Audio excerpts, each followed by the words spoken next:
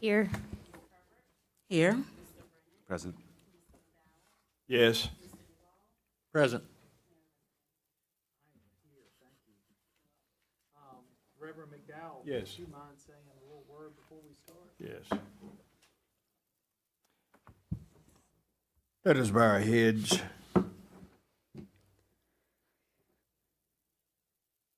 Gracious Creator, for your loving kindness, for your tender mercies that continue to shower us with blessings. We thank you for this gathering today. We simply ask that you might continue to allow us to make those decisions that are needful, beneficial, and that residents of this city might feel that sense. Bless us individually and yet bless us collectively. We ask it. We claim it in your name. Amen. Amen. I am.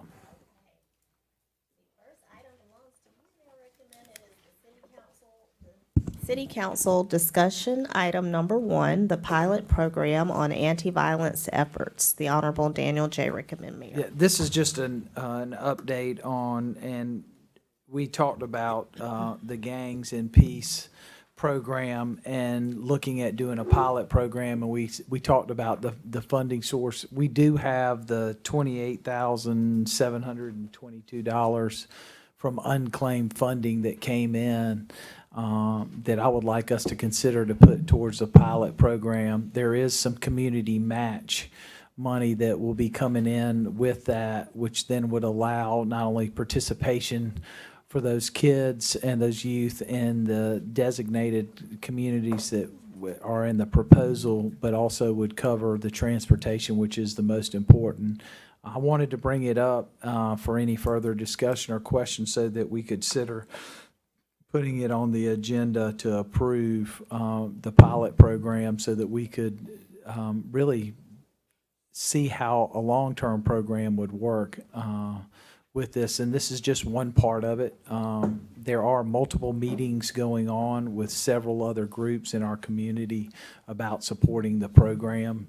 So it's not, just on the city, but I do think it would help if we could try it over the next 3 months to see the participation, how it works, and see if it's something that we want to consider long-term. Can you give us some details on it? Who, what, where, why, and when? That was the proposal, the Gangs in Peace proposal that y'all all received several weeks ago. On Eric Davis? Yes. Eric Davis. There's 12,278 kids in the city. We're not talking about covering all those. We're really focused on 3 of our troubled neighborhoods where we could have some opportunity, which is the Colony, North Point, and Bayberry Mews. It's about 200 kids that would be included in the program. We're talking about a total of like 30,000 over 3 months. 28 coming from us. That covers transportation plus the basketball program, which is after school and in the evenings. Where are the facilities? They're on Broad River Road. That's totally. No. Nope. We don't have a facility in the city to handle that volume. But that's totally inclusive. Yeah, they're residents of, the target neighborhood had been the Colony, Bayberry Mews, and North Point. So the $28,000 would go exclusively to It's a reimbursable, remember, it's Yeah, it's not, it's all next reimbursable. 3 months. Yes, sir. Is that going to be sufficient enough to? Well, there's some sustain other, it- there's to some other sustain it funding. after that? Well, after that, that becomes the question. I think this is an example of where we need a pilot program so that we can understand, are we getting the participation? Are people continuing to do it on a steady basis? Are we reaching all those kids without making, because the original ask, as you know, was for a year-long program at $275,000. some of that was related. There's about 30,000 in that, I believe, that went to working with kids at the elementary school level at Richland One, but I believe that's a Richland One ask, not a City of Columbia ask.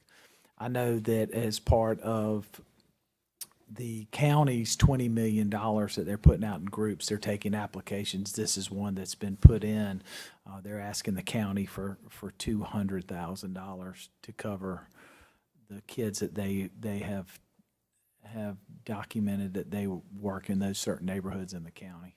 So the program will include the entire $28,000 with the possibility of partners coming in at some point. Yes, we know there's two nonprofits that are committing to some funding to help balance it out, because I think the ask was really around, it would have been close to 37.5, I think, was to cover that period of time, and that's being made up by outside groups.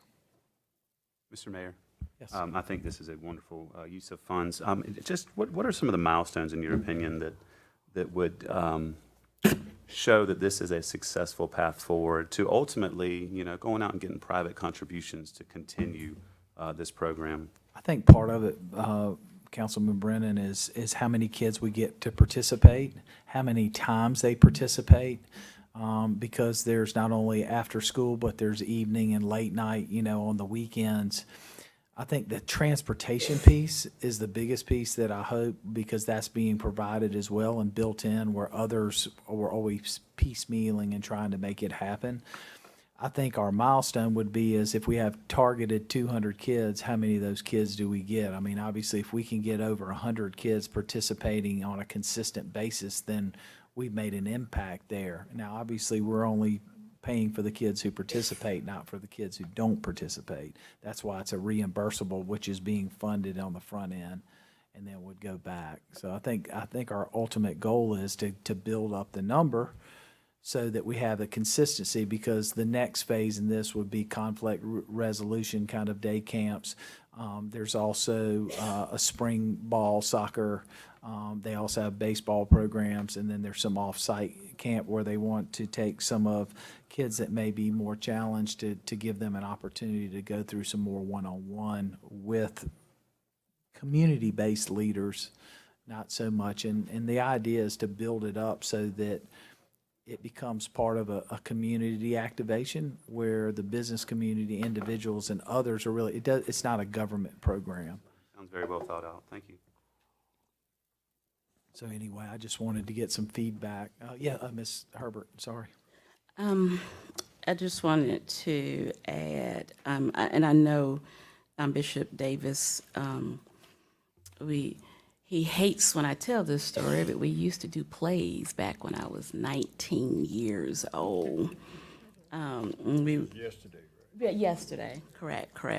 But even, and I have had this discussion with him, so I don't have an issue with making sure my position on this is clear. I do believe that it is a great program, but because it is not located in the city, and because I do think we have to be careful cherry picking different projects to fund. We had another application or proposal that was submitted. So I have basically two different groups who have evidence-based programs that are doing well, who are both asking the city for money, and it puts me in a precarious situation to pick or choose, one or the other. So I would prefer that we have a process so that other organizations can be considered. I will tell you that, interestingly, Tuesday, I wasn't here last Tuesday, but someone texted me that was at the city council meeting asking me, well, where did the city find funds? And can we approach and can we ask, because we're doing X, Y, Z? And I explained to them, but that was a specific, it's a specific pot. But for those reasons, I cannot support giving these particular funds in this fashion to this group. And I just didn't want anybody to be surprised when I do that. We appreciate your opinion. We'll continue to march on. Are there any other questions? So, Mary, if the process works after today, you will put this on the agenda for September 26th? No, that'd be the 20th. 20th, I'm sorry. The 20th?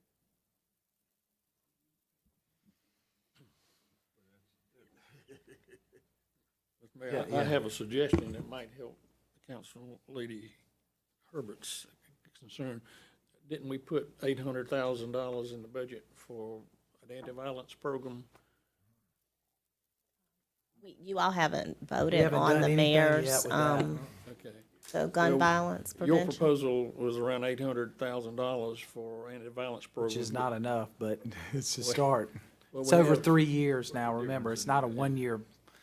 Well, I was thinking that since Serve and Connect has gotten a $964,000 grant to do essentially the same thing, that we could take that $800,000 and put it into a fund that would have some procedures to it to do programs like this one to I complement. don't think Serve and Connect's actually doing what the gun violence program is gonna do, which is quarterback, and that's why we haven't made our full presentation, which we'll do, I think we're scheduled for later this month or the first week in October to show the quarterback. But if you remember, what we put forth shows that's a coordinating office, and the Serve and Connect grant is only targeted to one zip code. It does not cover all the other areas. It's very specific on what its charge is done by DOJ, so it's not as simple as just cutting here and cutting there and taking there.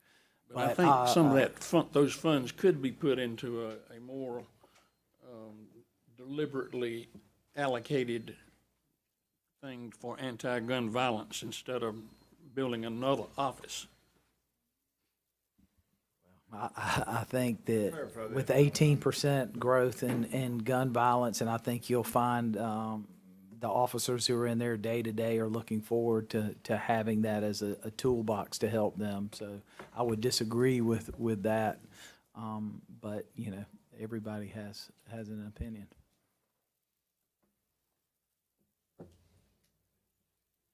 Mr. Mayor, I just was just say I tend to agree with Ms. Herbert though. I do think we have other people asking for money. The mayor of Irmo was in here with a program himself, and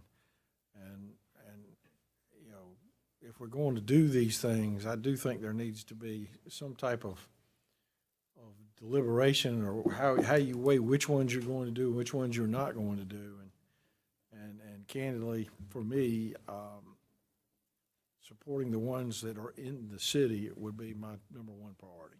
Well, I will remind everybody that when we asked to, originally when I came up with the unclaimed funds and sent it around and said that we wanted to help support the basketball league that they were doing, the initial reaction from this council was, yes, we never did it because we didn't get the funds, and we found the funds.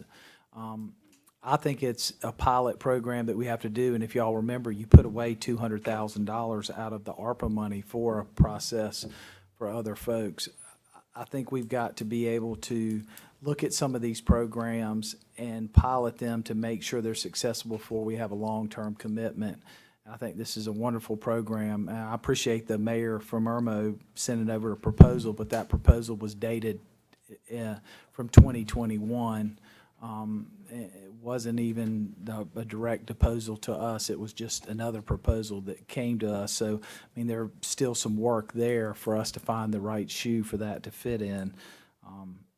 You know, I believe this is the right move for us, but, you know, it's up to council as a whole. I am only but one vote.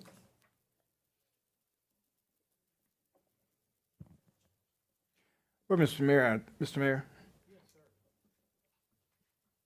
I can almost support this, but I think there has to be some parameters set. Parameters in terms of, I hear both my colleagues saying in referencing the county issues and the distributions of funds, city funds into the county. I think you know that this whole issue of gun violence is a perpetual issue that's not going to go away until we deliberately do something about this. So yes, I can support this. I think that there needs to be some additional conversation in terms of partners and partnerships forming. that are productive in some kind of way. I think that there has to be a deliberate conversation about whether it's $28,000 or whether it's $100,000. Right now, we don't have a process. We just said that we were going to do this. It would seem to me that because of the, I want to say the urgency of gun violence in our city, we've got to start this ball rolling somewhere. Whether the county is going to buy into this somewhere down the road. We've conversationally talked about this thing, but can we collectively say this is what we're going to do to help curtail gun violence? So yes, I can support that, but I think that there needs to be some additional conversation. Mr. Mayor, I just wanted to make a little point of clarification. Always trying to help give a little guidance too. So the way you all left the discussion with, as far as the Office of Gun Violence Prevention and the 800,000 plus, was due to be considered to come out of ARPA funds, as well as 200,000 that you all would consider out of ARPA funds for a process, for some type of process, once you all decide what you want to do as far as any other, you know, initiatives that people would apply for with the notice of funds availability and that sort of things. If you wanted it specific to gun violence efforts, that, and you could do that. We haven't brought the ARPA-related funds back to you yet. So that was your discussion, but you haven't, that's not in place yet. That would just be a matter of us bringing it back before the council to vote on that. And then as part of your general fund, your already approved budget for this fiscal year, there's about $140,000 set aside to do a community promotions process like we described to you all last time. That could be neighborhood revitalization grants or beautification grants, or could be youth programs or whatever you all wanted to do. You could say we're fine with doing all of those things as long as there's a process, and we would put out a notice of funds availability for the community to apply. And I think we even talked about you might have a ceiling for those grants up to $25,000 or whatever we decide to do to make the funds go as far as they could. So that's where you are as far as opportunities for funding outside of the $28,000 and $28,770.22, I believe, that were identified from some treasurer funding that we were able to get reimbursed from the state. And that's the funding that Mayor Rickman is referring to, which is separate from any of the other items I just said. So I just wanted to give y'all some options, and we will need to bring back to you all, though, if you are moving forward with the notice of funds availability for the general fund community promotions, we need to get some clarity from you on when you want us to start that process, open it up. I know there's one group Mr. Brennan and I've talked about that's already submitted a request, so.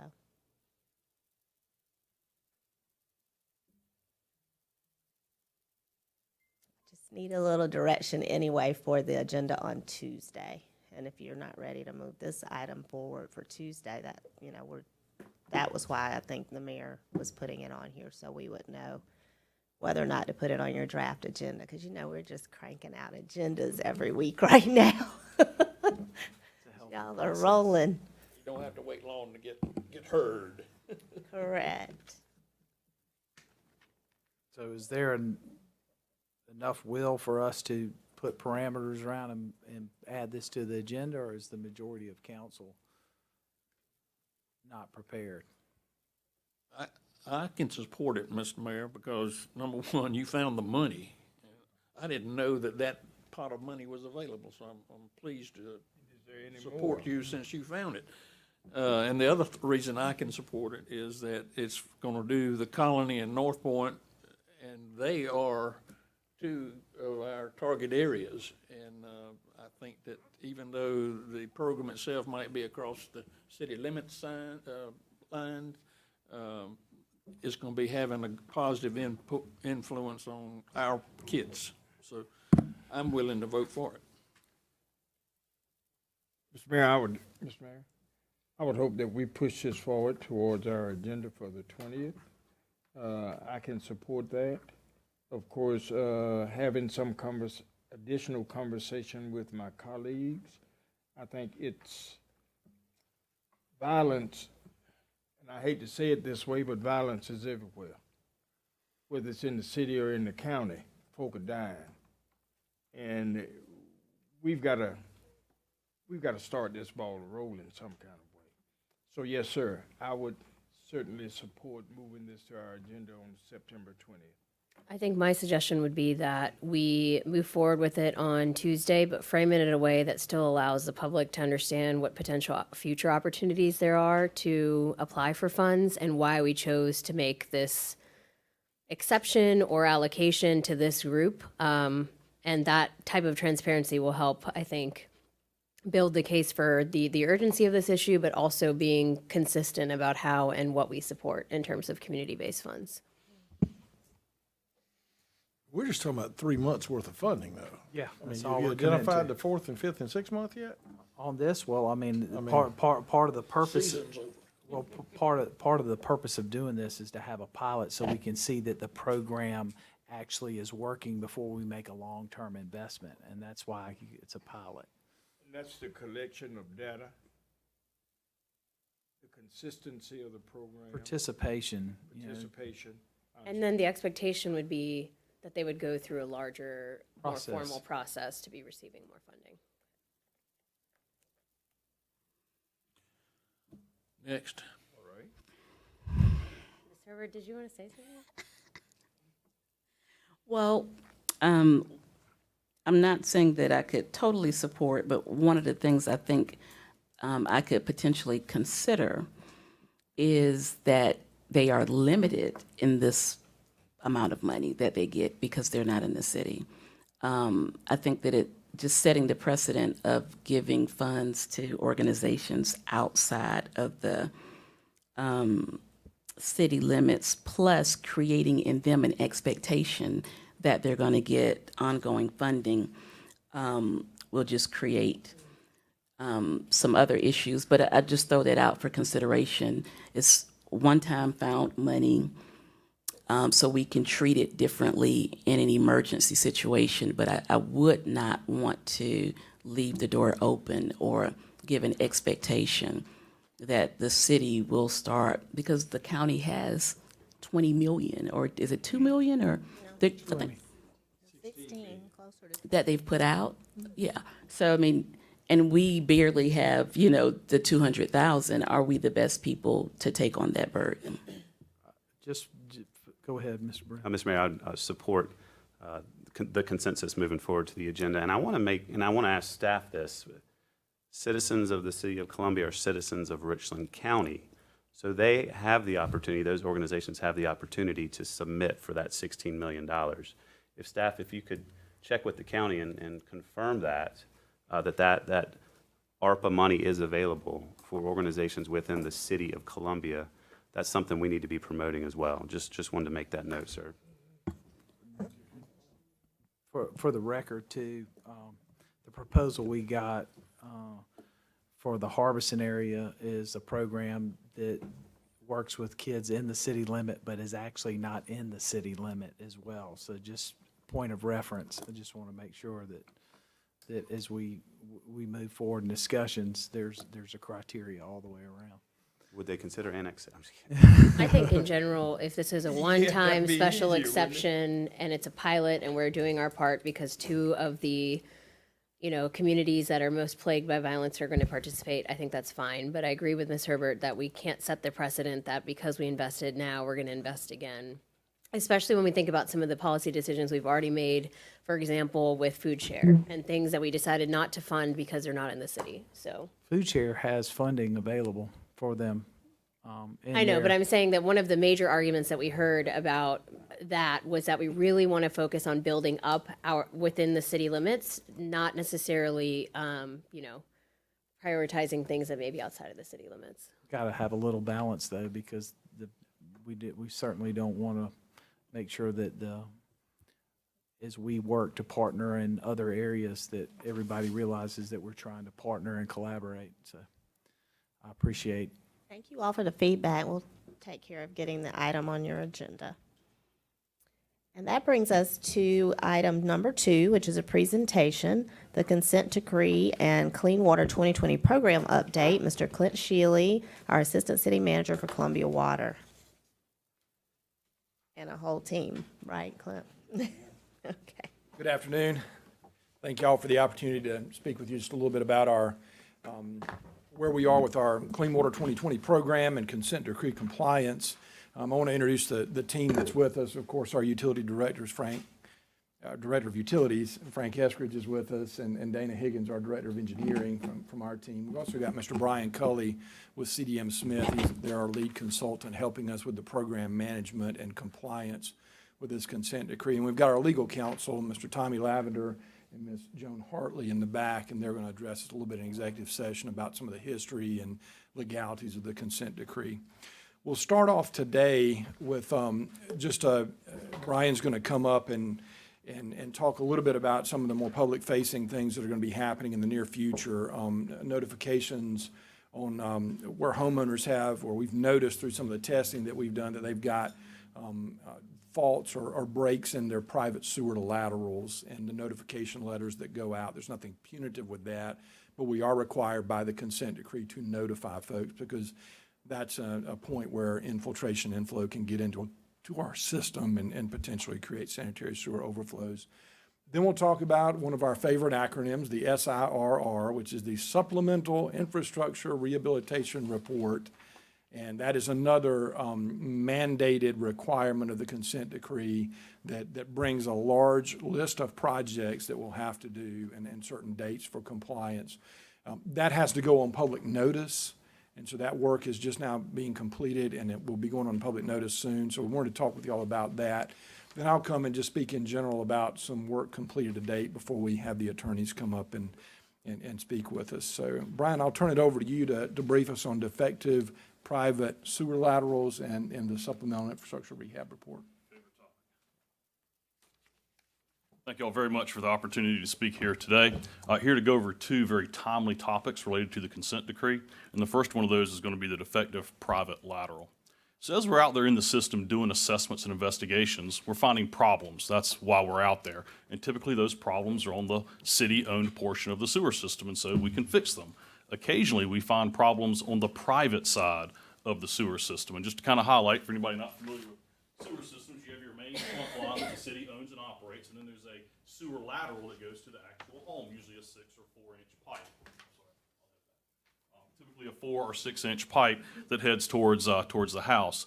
Once it leaves the right-of-way line and goes onto private property or the easement line, that is then the homeowner's ownership. And so if there's a defect in there, the homeowner is the one that needs to fix that. The city does not maintain the private lateral. And that's very common. That's all over South Carolina.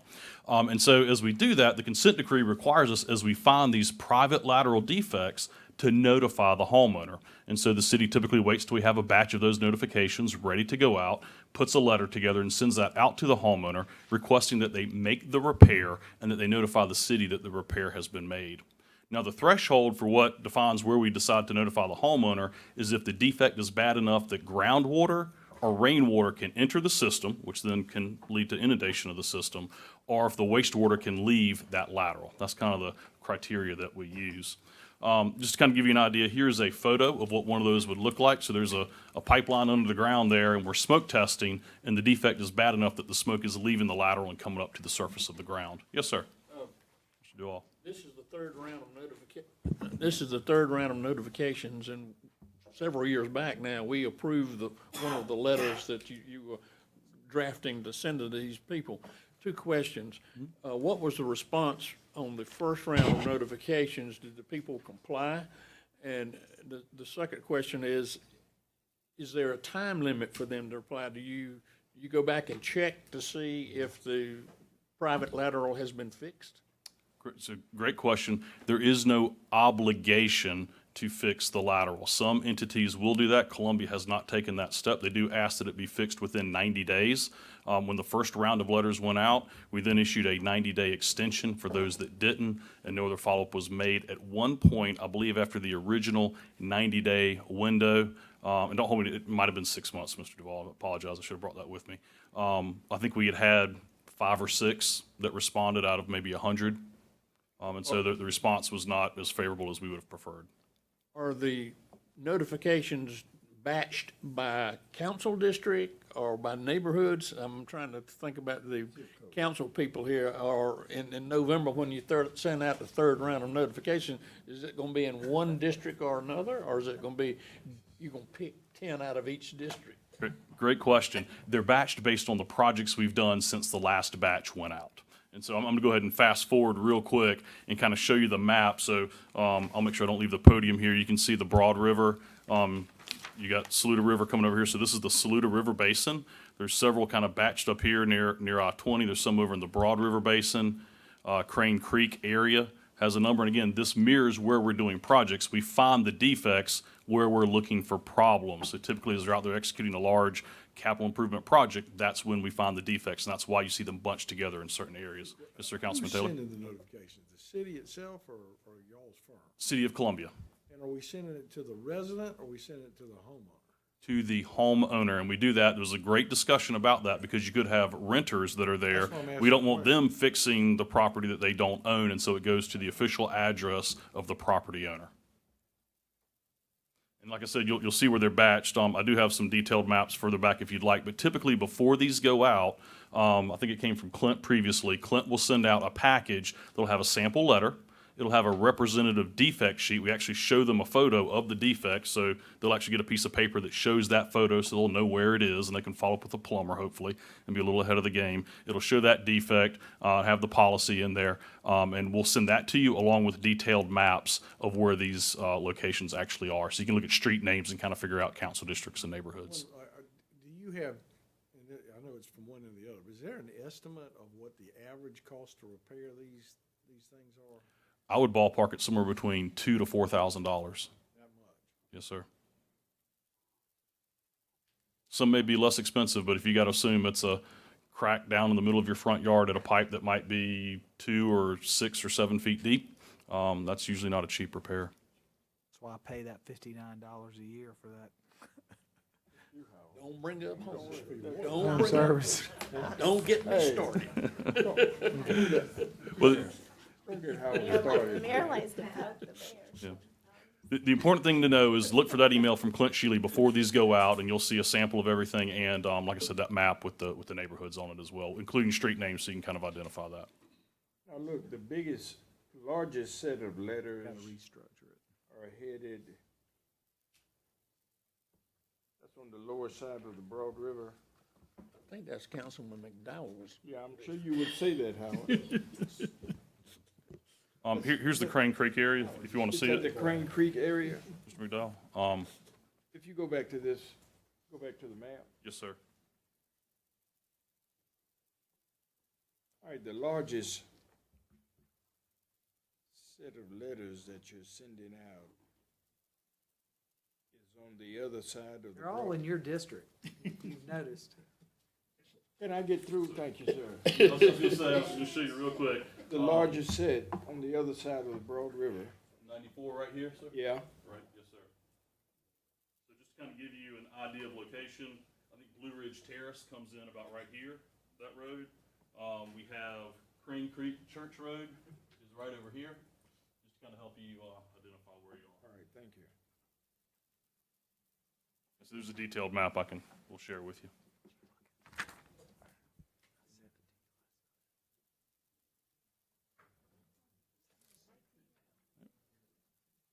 If y'all would like, we can share those maps ahead of time, or well before, right before they go out. But we're targeting early November. We want to get those out well before the holidays.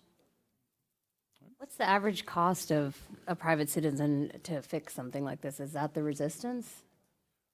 Yes, it's not inexpensive. Any plumber nowadays is very difficult to get, and then the costs are expensive. I would ballpark it at somewhere between $2,000 to $4,000. It's not a small expense.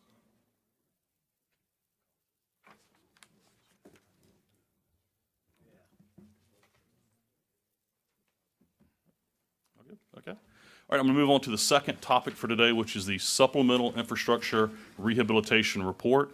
This is a very important report that has been years in the making.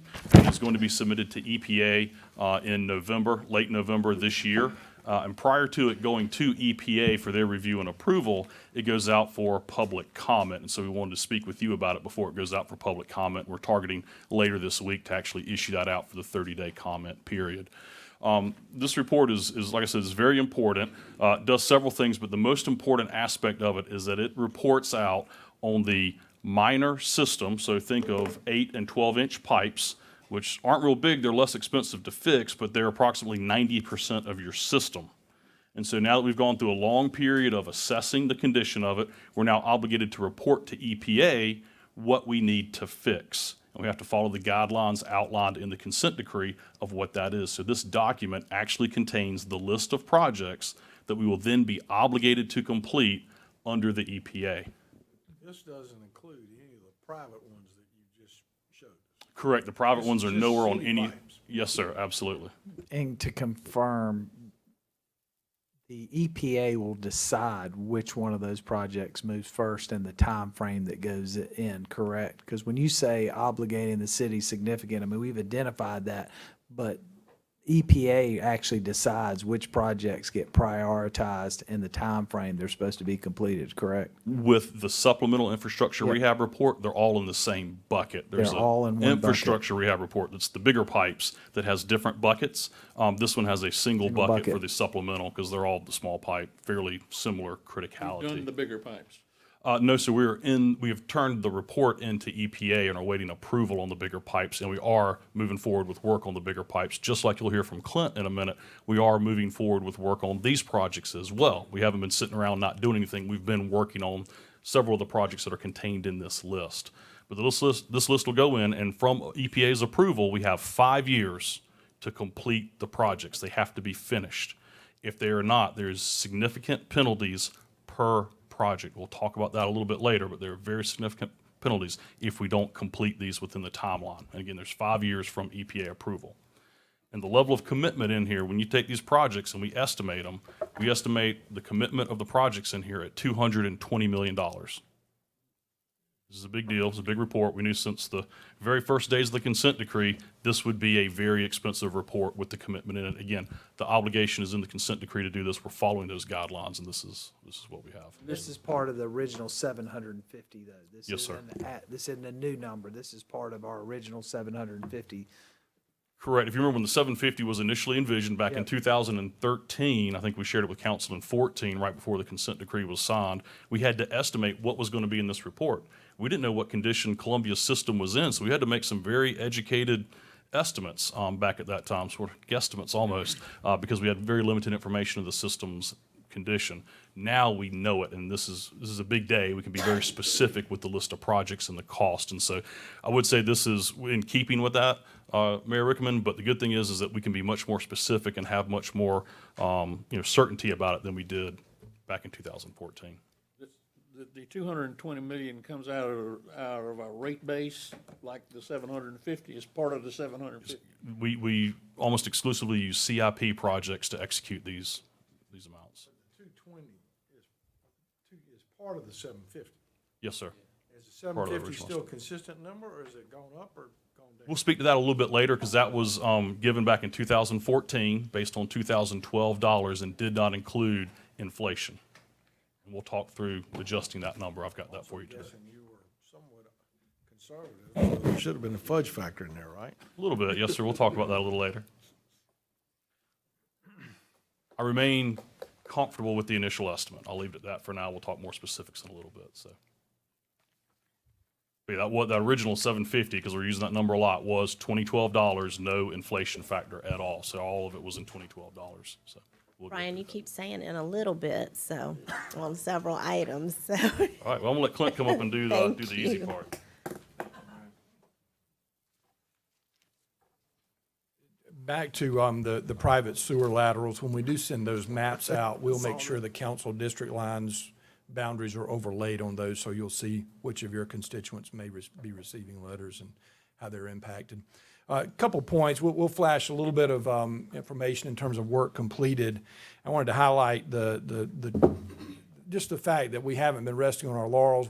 Even though projects are included in the infrastructure rehabilitation report or the supplemental report or capacity-related projects, we've been working very hard and investing our ratepayers' dollars in repairing our sewer system. We had two areas one along Crane Creek near Interstate 20 and one near Lake Catherine that were chronic, large volume sanitary sewer overflow occurrences, and that work is complete. And so we're really proud of those investments that have been done. And we've started, you can see part of our infrastructure rehabilitation and supplemental rehabilitation that we've got 11 projects already complete, 27 in the works. It's a long list, but we're working down that list and also working on capacity enhancing projects as well. A couple of numbers just to share, and I won't go through those in detail, but I think just really highlighting that our wastewater system is a major, how we manage that's a major driver for protecting the environment and public health. It's also a major economic growth engine. And we're really proud of the system, and we've been good actors. We're in compliance. We've met every deadline to date, and we've made just substantial improvements in how we operate and maintain and manage the wastewater collection system. So I'm really proud of our staff. It's vastly different than it was whenever we approached the consent decree. We've advanced projects very, very quickly. We're maintaining almost at 1,100 miles of pipeline. And so we've taken a look at the vast majority of that line and cleaned the vast majority of those lines and assessed the system. We've gone a long way. As Brian was saying, though, it's really important that we've got this supplemental infrastructure rehabilitation report complete because that paints more of a total picture. I'd say today the picture of the road ahead is clearer than it's ever been for us.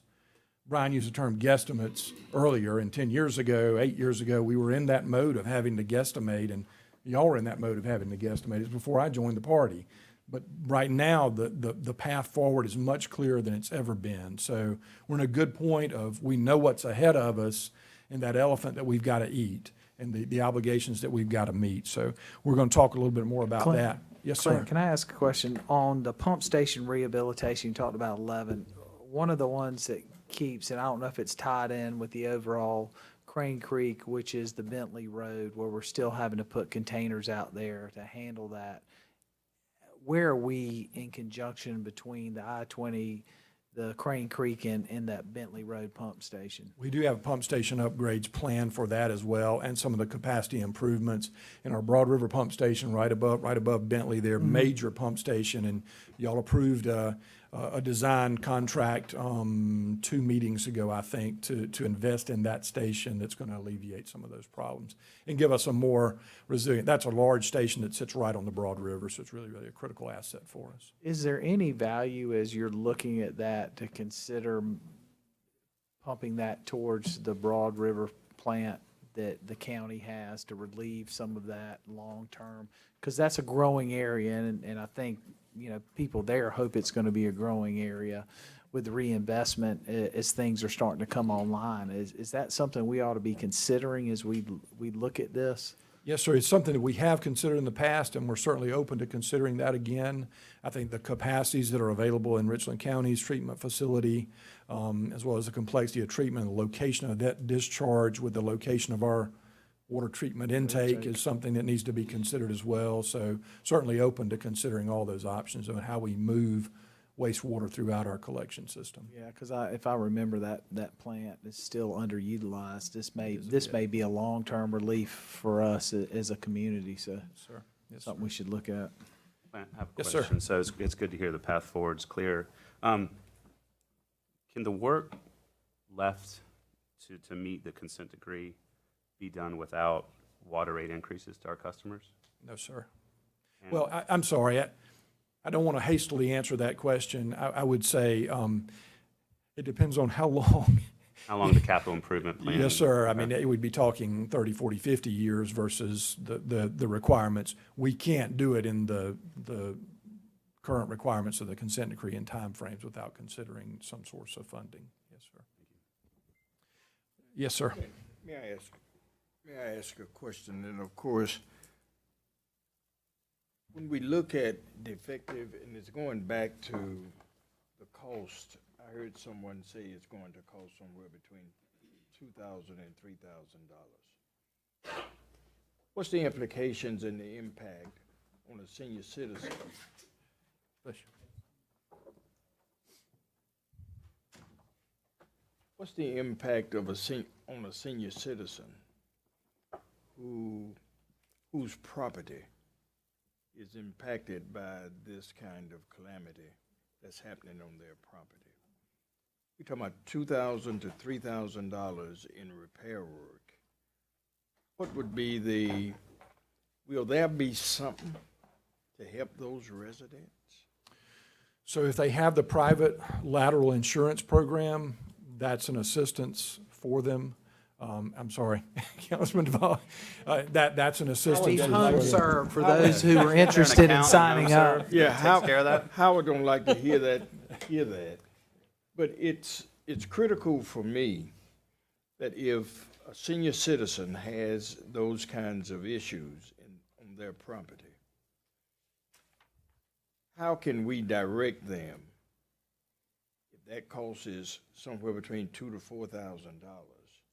It's going to be virtually impossible for senior citizens to assume that kind of expense. So if you went with a home service or whatever, I want to know, what can we do to help someone who can't afford that but has that dilemma on their property? Yes, sir. If they've got the private lateral insurance program, that helps them. We were very strategic in not making our program punitive. The consent decree requires us to notify homeowners, and we send the letters, and we ask them to circle back with us whenever the corrections are made. They do add extraneous flow to our system that during rain events can be problematic for us. Currently, there's no fine structure, there's no punitive action, there's no lien against property if they don't make the correction. But we really need the homeowners to do their part in fixing the part of the collection system that they own. We recognize, again, it can be a burden, and so there's no fine if you don't do it, but we really need our customers to fix their portion of the system when they can. Sewage may be escaping into their yard, which could be a public health issue, but more generally, you see groundwater or rainwater seeping into the system that can then potentially contribute to sanitary sewer overflows, which are a public health issue as well. I'm sorry I haven't directly answered your question, Councilman. No, you didn't, Clint. Me first. The thing that is critical. I'm sorry? Beauty before age. I'm sorry. No. She's next. She was raising her hand for next. I You just got so wondered, many sidebars around here. All right. It's very critical, I think. And I've seen two instances where I visited a piece of property. There was a sewage issue. Smoke was billowing up out of the ground. They contracted and decided to go with home service. Over a period of time, they had to pay for that. Yes, sir. Initially, but then they decided to go with home service.